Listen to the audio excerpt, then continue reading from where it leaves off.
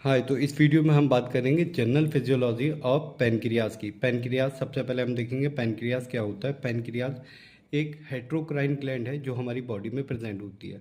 उसके बाद हेट्रोक्राइन का मतलब है पैनक्रियाज दो तरह के टिश्यू की बनी होती है। पहले टिश्यू का नाम है एक्सोक्राइन टिश्यू, दूसरे टिश्यू का नाम है एंडोक्राइन टिश्यू। सबसे पहले हम एक्सोक्राइन टिश्यू की बात करें। एक्सोक्राइन टिश्यू जो होते हैं पैनक्रियाज के, उन्हें क्या कहते हैं? स्पेशली उनका नाम क्या है? एसिनाई। और इस एसिनाई में बहुत सारे सेल प्रेजेंट हैं जिन्हें कहते हैं एसिनार सेल। ये एसिनार सेल या ये एसिनाई जो होती है हमारे पैनक्रियाज के 80% पार्ट को फॉर्म करती है, ठीक है। और ये एसिनाई हमारे डाइजेशन को कंट्रोल करती है। अब अगला पॉइंट हम पढ़ेंगे, एसिनाई डाइजेशन को कैसे कंट्रोल करती है। अब एसिनाई के जो सेल हैं, एसिनार सेल जो है वो पैनक्रियाटिक एंजाइम सिक्रीट करते हैं। कौन कौन से पैनक्रियाटिक एंजाइम सिक्रीट करते हैं, ये किस किस के लिए पैनक्रियाटिक एंजाइम सिक्रीट करेंगे? सबसे पहले वो कार्बोहाइड्रेट के लिए पैनक्रियाटिक एंजाइम सिक्रीट करेंगे, प्रोटीन के लिए करते हैं, लिपिड के लिए करते हैं।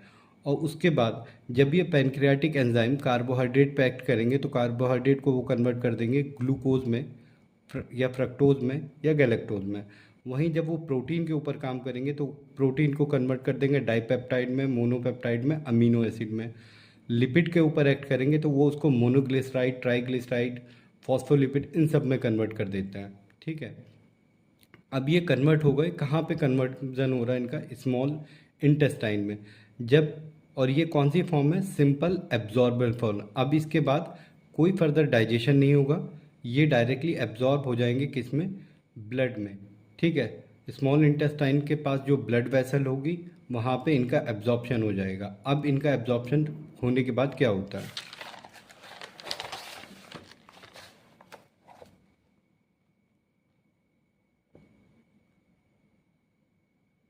सपोज करो अब इनका एब्जॉर्प्शन हो गया।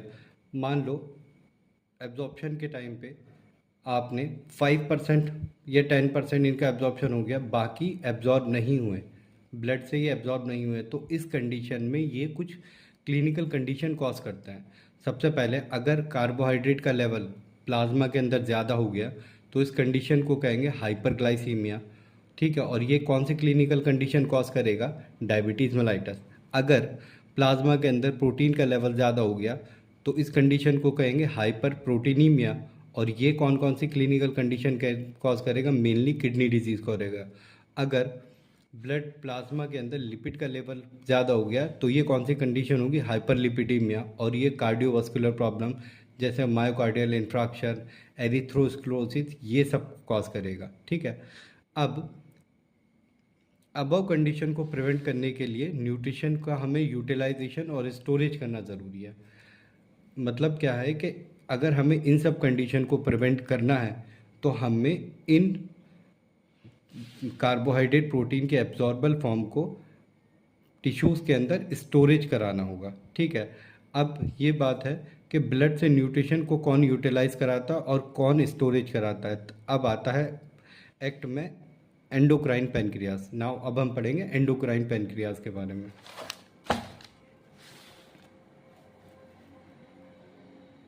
ठीक है। अब बात करते हैं एंडोक्राइन पैनक्रियाज की। पैनक्रियाज के एंडोक्राइन टिश्यू को क्या कहते हैं? Islets of Langerhans. और ये जो आइलेट्स ऑफ लैंगरहन है ये 1 से 2% पार्ट ही फॉर्म करता है पैनक्रियाज का। आइलेट्स ऑफ लैंगरहन में 4 टाइप के सेल प्रेजेंट होते हैं। कौन कौन से सेल प्रेजेंट होते हैं? एफ सेल प्रेजेंट होता है, गामा सेल प्रेजेंट होता है, अल्फा सेल प्रेजेंट होता है, बाद में बीटा सेल प्रेजेंट होता है। सबसे कम एफ सेल, उससे थोड़े से ज़्यादा गामा, अल्फा और बीटा सेल 80 to 75% प्रेजेंट होता है। अब मैं एफ सेल की बात करूँगा। एफ सेल जो होता है आइलेट्स ऑफ लैंगरहन का, वो सिक्रीट करता है पॉलीपेप्टाइड, ठीक है, पैनक्रियाटिक पॉलीपेप्टाइड। उसके बाद गामा सेल सिक्रीट करता है सोमेटोस्टेटिन। अब बात करेंगे अल्फा सेल की। अल्फा सेल क्या सिक्रीट करेगा? ग्लूकागोन सिक्रीट करेगा, ठीक है। ये ग्लूकागोन क्या है? एक कैटाबॉलिक हार्मोन है। ग्लूकागोन क्या करता है? Glucose, amino acid, fatty acid की जो स्टोरेज फॉर्म होती है उनको ब्रेक करेगा और टिश्यू तक उनको ट्रांसपोर्ट करेगा। लेकिन किस सिचुएशन में करेगा? जब पेशेंट हमारा फास्टिंग कंडीशन में हो, ठीक है। जब भी पेशेंट हमारा फास्टिंग कंडीशन में है तब हमारा ग्लूकागॉन काम करता है। और ये कैसे काम करेगा? जो भी ग्लूकोज, अमीनो एसिड या फैटी एसिड की स्टोरेज फॉर्म है उनको अनस्टोरेज फॉर्म में एब्जॉर्ब करेगा और मोबिलाइज करेगा जहाँ जहाँ टिश्यू या सेल में ज़रूरत होगी। ग्लूकागॉन मेनली फास्टिंग स्टेट में काम करता है। अब बात करते हैं beta cell of islets of Langerhans की या बीटा सेल ऑफ पैनक्रियाज की। बीटा सेल सिक्रीट करते हैं इंसुलिन नाम के हार्मोन को। ठीक है, अब ये जो इंसुलिन होता है ये एनाबॉलिक हार्मोन होता है।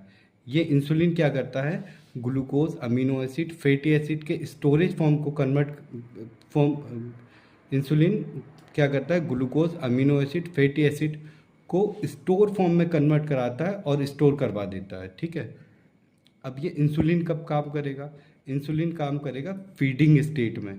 ठीक है, इंसुलिन फीडिंग स्टेट में काम करेगा।